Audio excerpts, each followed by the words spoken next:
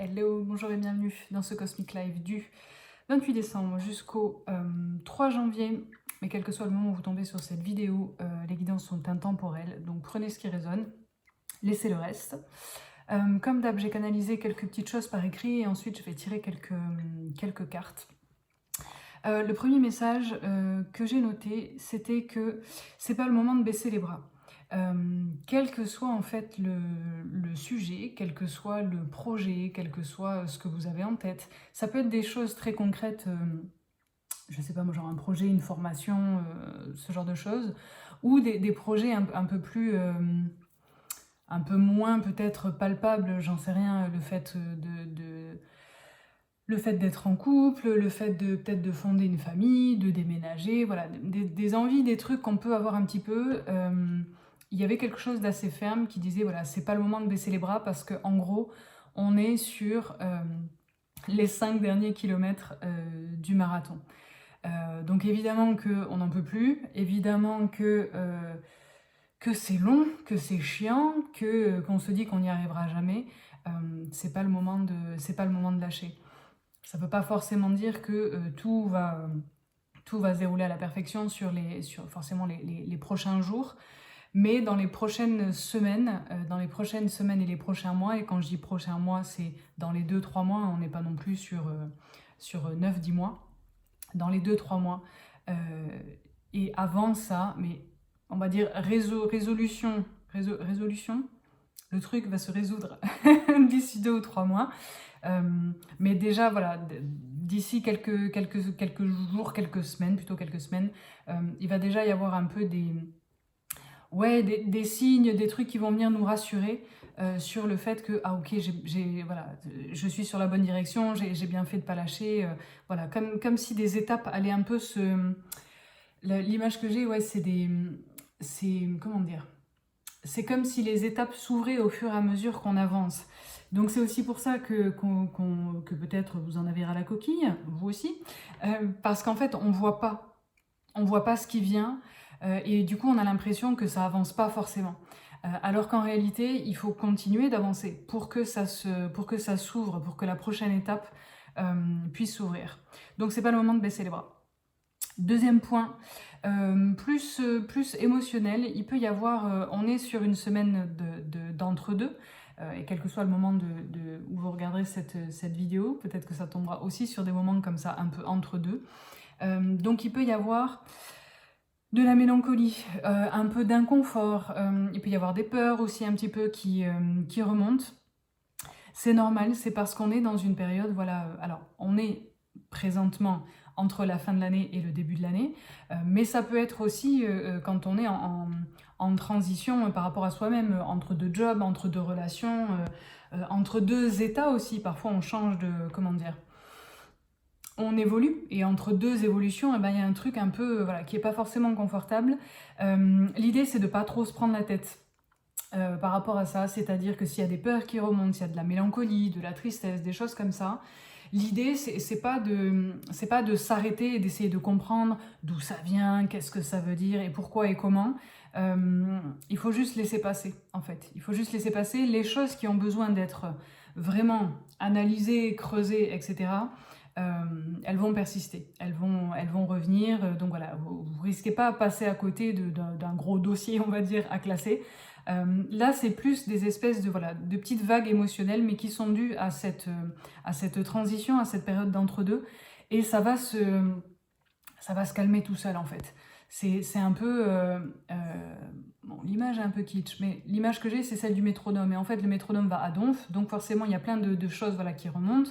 Émotionnellement, c'est aussi une période entre Noël et jour de l'an, mais surtout Noël, qui peut être un peu stressante, un peu angoissante. Et donc voilà, j'ai cette image du métronome qui est un peu dans tous les sens, et petit à petit, il va se recaler à un rythme normal, on va dire. Donc laissez passer, ne vous accrochez pas à ces émotions un peu inconfortables. Le troisième point, il était plutôt pro, enfin pas plutôt pro, il est pro. Il est pro, et alors j'avais l'expression qui m'est venue, c'était tenir tête. Mais c'est pas tenir tête dans le sens on est en combat, je dois rien lâcher, etc.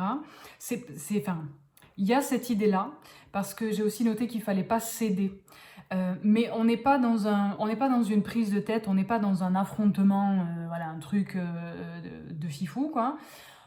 On est plus dans une espèce de négo, mais où peut-être on essaye de vous forcer un peu la main, peut-être qu'on essaye de vous faire accepter des trucs qui sont pas forcément à votre avantage. C'est plus une espèce de petite manipulation, de petits trucs un peu sournois, là. Et donc l'idée, c'est de ne pas céder, et j'ai noté aussi de rester digne.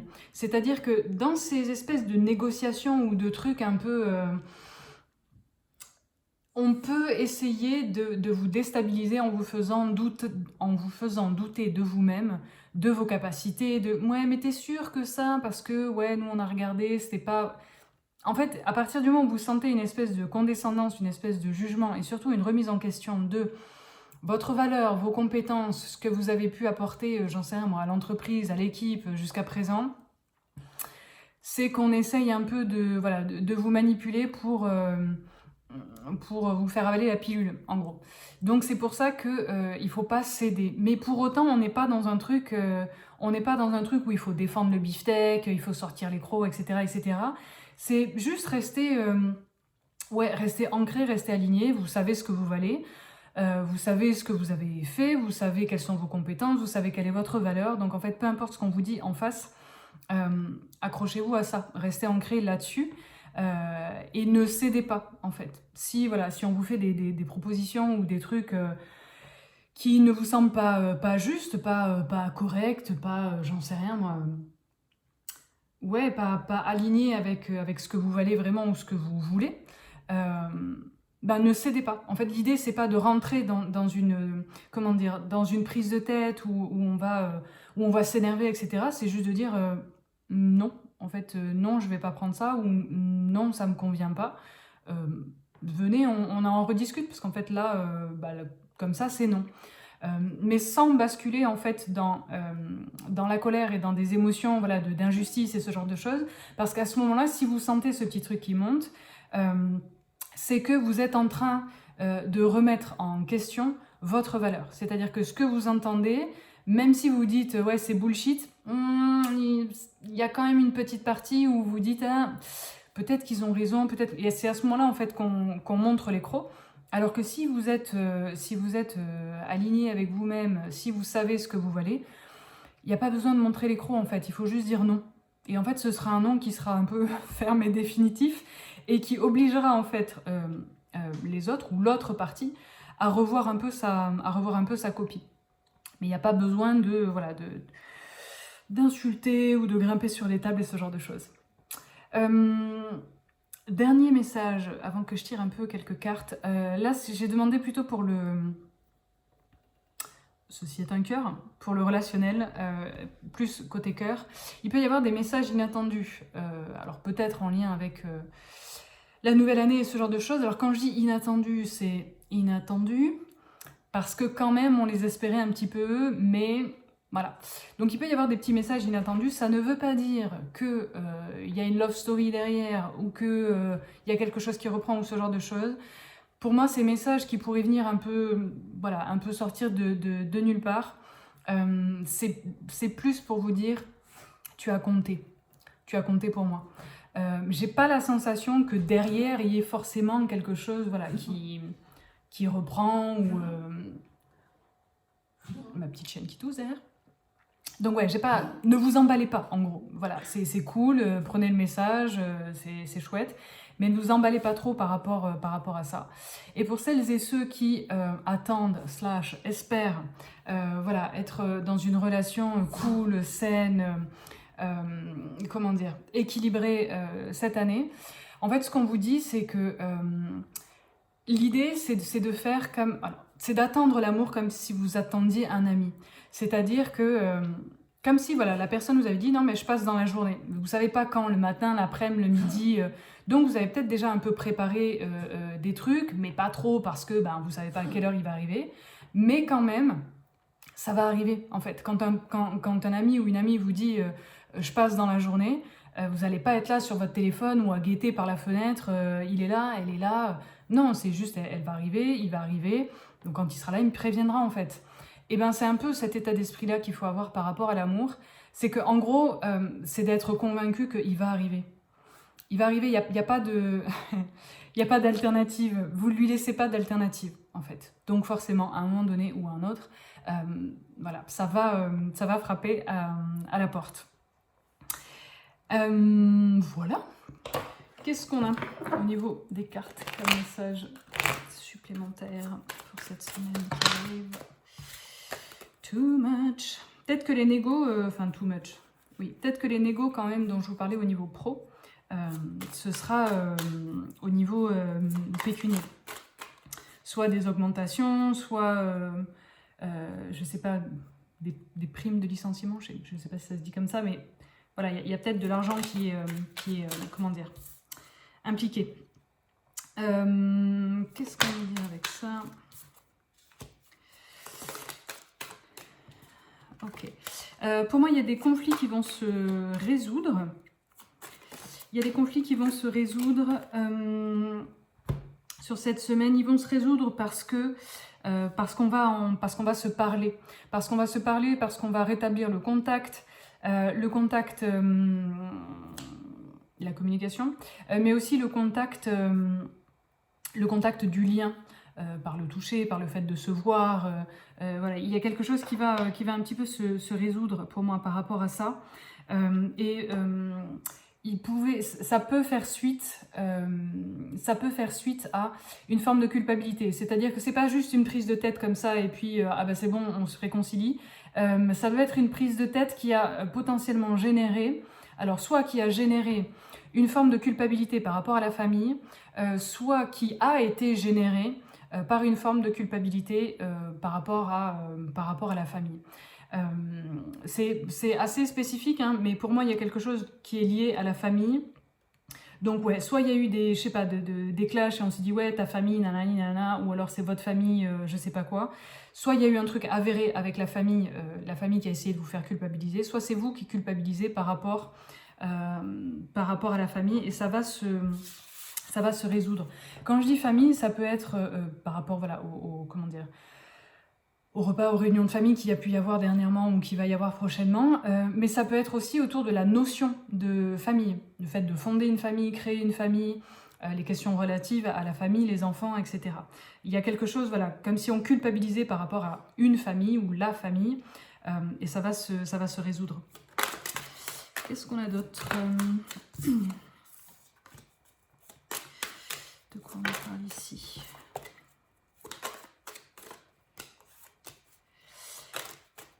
Alors, il y a quelque chose qui est en train d'évoluer. Ça rejoint un peu le premier message dont je vous parlais, où je disais ne lâchez rien. Il y a une évolution en fait qui est en train de se faire. Quand je dis évolution, ça peut être une évolution personnelle, de je suis en train de grandir, je suis en train d'apprendre des trucs. Ça peut être une évolution plus concrète, de j'en sais rien moi, un nouveau job, une nouvelle responsabilité, peut-être des nouveaux projets, quelque chose qui a plus d'envergure. Soit c'est nous qui avons plus d'envergure, soit c'est un projet ou un environnement qui a plus d'envergure, soit c'est les deux. Et en gros, c'est une question de temps. C'est une question de temps, j'ai l'impression que c'est quelque chose qui peut concerner... alors, je sais pas, une communauté, une équipe, un groupe de personnes. Alors soit on rejoint un groupe de personnes, soit c'est le fait, je sais pas moi, d'animer un groupe de personnes ou ce genre de choses. Mais il y a cette idée du collectif en fait. Il y a cette idée du collectif et ça va porter ses fruits. C'est-à-dire que c'est une évolution qui va permettre d'accéder à quelque chose et quelque chose de, comment dire, de tangible, de palpable. C'est-à-dire que si c'est une évolution personnelle, entre vous et vous-même, ça va quand même aboutir à quelque chose d'un peu concret, genre, je sais pas moi, la signature de quelque chose, un contrat, une proposition, un truc comme ça. Et si c'est une évolution par rapport, voilà, j'en sais une évolution par rapport au job ou par rapport à ce que vous proposez, ça va porter ses fruits. En gros, l'idée c'est ça, c'est que cette évolution va permettre autre chose encore. C'est un peu comme si c'était que la première étape finalement. Qu'est-ce qu'on a d'autre à se mettre sous la dent?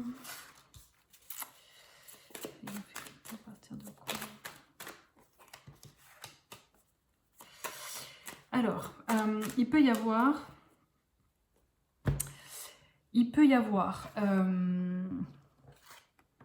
des rendez-vous, des réunions. Alors, soit on est au niveau pro, ou en tout cas au niveau des affaires, du business, quelque chose un peu comme ça. Donc, soit il y a des rendez-vous comme ça qui sont importants qui sont en vue de quelque chose. Donc, ça peut être des réunions de préparation, je sais pas, il y a un projet qui est en gestation. En tout cas, il y a quelque chose qui est en gestation, quel que soit le projet. Et ça va aussi porter ses fruits. Mais, attendez, je précise juste. Ouais, en gros, il y a une double... Pardon, j'essaie de rassembler les moutons. Pour moi, là, on est dans le domaine pro. On est dans le domaine pro, donc rendez-vous, réunion, meeting, machin et compagnie, à propos de quelque chose qui est en gestation, qui est en train de se faire ou qu'on aimerait faire. Peut-être qu'il va y avoir un contrat de signer ou une espèce de validation, un truc comme un peu un feu vert. Derrière, il va y avoir une petite anicroche, il va y avoir un truc qui va pas forcément se passer comme on l'aurait voulu, mais le calme va revenir. Il y a quelque chose qui va se... En gros, c'est on a un projet, c'est cool, et puis ah merde, en fait ça se fait pas, ou ça se fait pas comme on l'aurait voulu, mais c'est parce qu'il y a autre chose, derrière. C'est pour comment dire, c'est parce qu'il y a des choses qui sont à recalibrer.